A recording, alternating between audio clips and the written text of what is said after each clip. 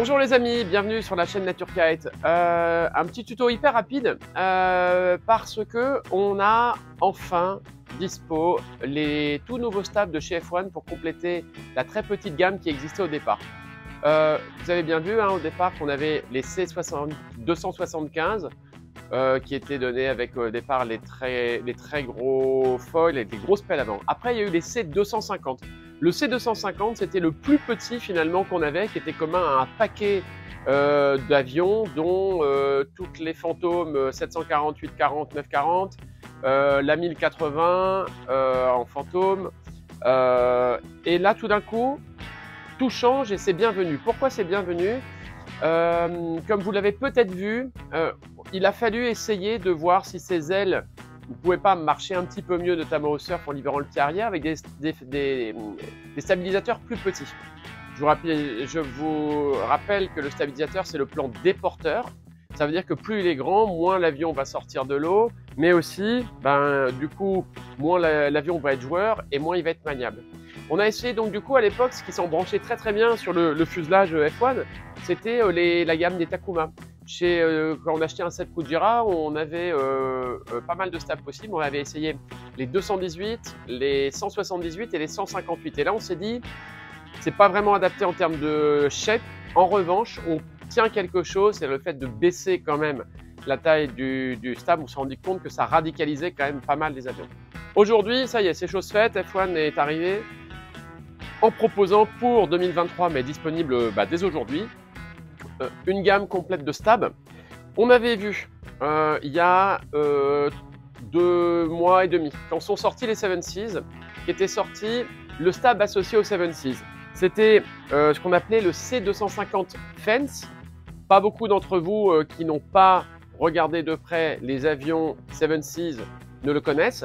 Mais quand on regarde bien, celui-là, c'est en fait comme un C250 qui est un petit peu plus aplati avec une winglet avancée à 1 cm de l'extrémité de l'aile qui donnait une vraie bonne stabilité. Et comme il est un peu plus fin, il faut le toucher pour le sentir, mais quand on regardait là, à 1 cm du bord de fuite, ici, vraiment on avait un bord de fuite plus fin. Ça permettait vraiment d'avancer un petit peu plus vite, on tirait vraiment moins d'eau, alors que c'était un 250. Je recommande donc, pour avoir essayé la nouvelle gamme là des stabs, de finalement quand même, pour tous ceux qui ont des 7Cs, conserver a priori le C250 Fence parce qu'il a un très bon compromis entre le peu de traînée qu'il a et la portance qu'il a. Parce qu'il faut bien quand même contrôler là, les grosses 1000, 1200 et 1400 7.6 qui sont très porteuses et il nous faut quand même tenir ça avec un 250 assez plat. Je pense que c'est un bon compromis. On a essayé nous avec les nouveaux, donc le C200, le 195 et même le 210 qui est livré avec les Eagles dont je vais vous parler. Ça marche moins bien selon nous, quel que soit le gabarit et le niveau. Donc vous pourrez en faire l'essai, mais pour la gamme 7Cs, il faut vraiment rester avec ça et vraiment le stab est adapté. Ensuite, très important, là ce qui se passe avec les deux nouveaux. Donc les deux nouveaux, c'est le C200 Carving, c'est exactement celui-là. Je vais vous parler de ce qu'il fait, de ce qu'il ne fait pas. Ce C200 Carving, en fait, il est quand même destiné à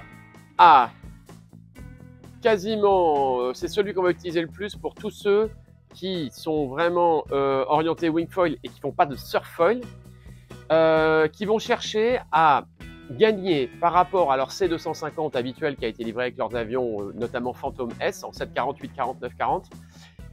On va gagner en libération du pied arrière, ça veut dire qu'en fait on va avoir quand même quelque chose de beaucoup plus joueur, qu'on va être capable de rentrer beaucoup plus facilement dans la courbe, du fait que, vous voyez, il a un V.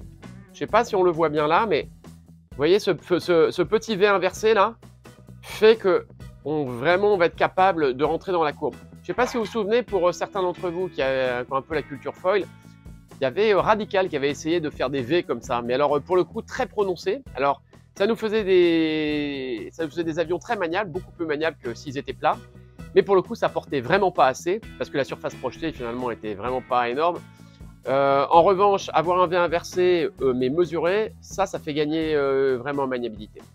Truc très important, ce stab là, c'est difficile à voir comme ça, mais quand on le touche, on voit qu'il est très fin. À 2 cm là, du bord de fuite, vraiment il est fin.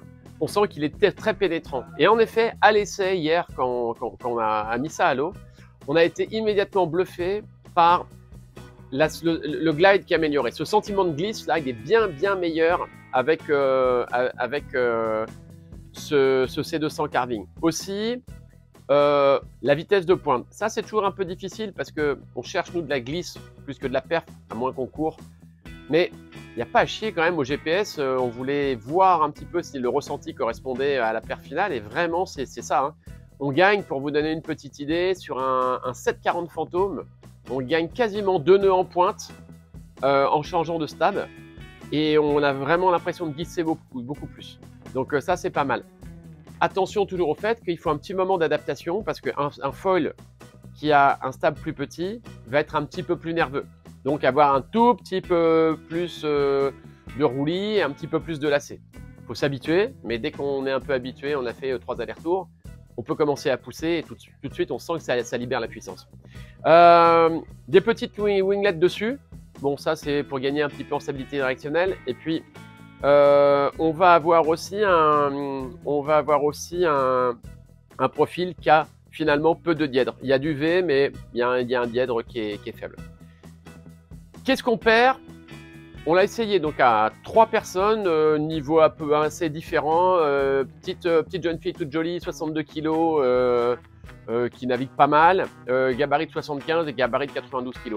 Les 3 ont trouvé finalement la même chose. Donc c'est pas une question de gabarit, c'est que c'est beaucoup mieux dès qu'on a suffisamment de vent pour pouvoir générer de la vitesse et profiter de la glisse. Qu'est-ce que ça fait de moins?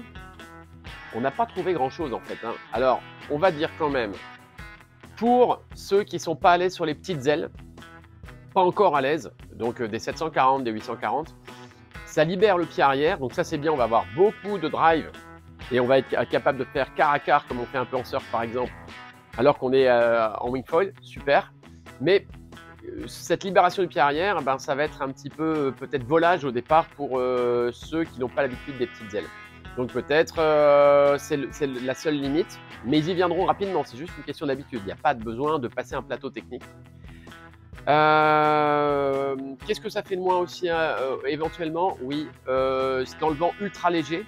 Si on veut pomper dessus, bah forcément, au moment où on veut vraiment basculer la planche pour vraiment marsouiner, voire au pumping, relancer au surf, on va avoir un peu moins d'appui. Donc ça veut dire que si les conditions sont vraiment light, ça va être un petit peu plus physique. Voilà. Sinon, pour tout le reste, il y a vraiment l'effet waouh qui se passe immédiatement. Dès qu'on est calé et qu'on pousse dessus, on sent que c'est vraiment complètement différent, un cran au-dessus.